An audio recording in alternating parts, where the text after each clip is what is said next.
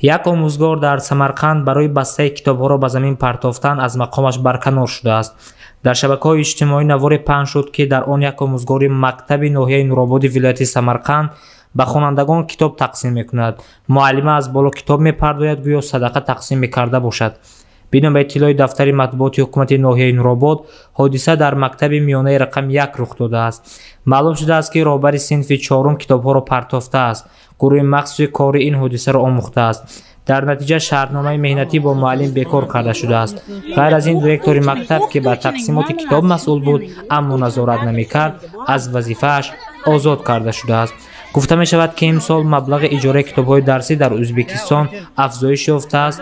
дар ростои ин, волидон ба унвони президенти Ӯзбекистон Шавкат Мирзиёев шикоят карданд, то пеши ин бесарусомонӣ гирифта шавад.